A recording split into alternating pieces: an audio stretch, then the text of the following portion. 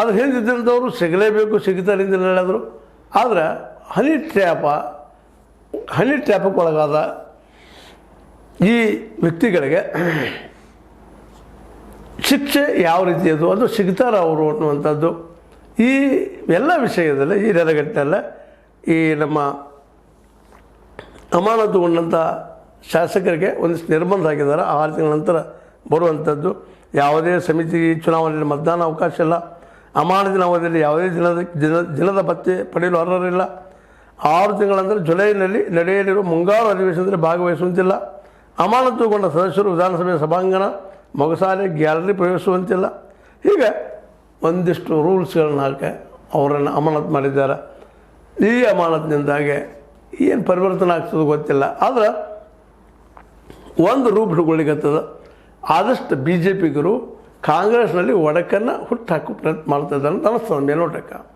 ಯಾಕಂದರೆ ಹನಿ ಟ್ಯಾಪ್ ಬಗ್ಗೆ ವಿರೋಧ ಮಾಡಬೇಕಾಗಿತ್ತು, ಮಾಡಿದರೂ ಅಡ್ಡಿ ಇಲ್ಲ. ಆದರೆ ಒಂದು ದೊಡ್ಡ ಪ್ರಮಾಣಕ್ಕೆ ಹೋದ. ಕೊನೆಯ ದಿನ ಬಜೆಟ್ ಮೇಲೆ ಉತ್ತರ ಕೊಡ್ತಾಯಿದ್ರು ನಮ್ಮ ಸಿದ್ದರಾಮಯ್ಯನವರು. ಆದರೂ ಉತ್ತರವನ್ನು ಸರಿ ಕೇಳಾರಂಥ ಸ್ಥಿತಿಯಲ್ಲಿ ಈ ವಿರೋಧ ಮಾಡಿದ್ದು ಒಂದು ರೀತಿ ಬೇಕಾ ಬೇಡ ಅನ್ನುವಂಥದ್ದು ಅನ್ಯಾಯದ ವಿರುದ್ಧ. ಮತ್ತು ಅದರಲ್ಲೂ ಈ ಏನಪ್ಪ ಅಂದ್ರೆ ಮಧುಬಲೆ ಅಥವಾ ಹನಿ ಟ್ರ್ಯಾಪ್ ಕುರಿತು ಚರ್ಚೆ ಮಾಡೋದು ಇವತ್ತು ಯೋಗ್ಯತೆ ಅನ್ನುವಂಥ ಮಾತು ಕೆಲವರು ಮಾತಾಡ್ತಾರೆ. ಯಾಕೆ ಬಂದ್ರೆ ಅವ್ರ ಅಭಿಪ್ರಾಯ ಅದೇನೋ ಆಗಲಿ ಮಧುಬಲೆ ಬಗ್ಗೆ ಎನ್ಕ್ವೈರಿ ಆಗಬೇಕು, ತಪ್ಪಿಸಿದ ಶಿಕ್ಷೆ ಆಗಬೇಕು ಅನ್ನೋದು ಎಲ್ಲರ ಬಯಕೆ ಒಕ್ಕೂರಿನಿಂದ ಅದರ ಆಗ್ತದೇನು ಅಂತೇಳಿ.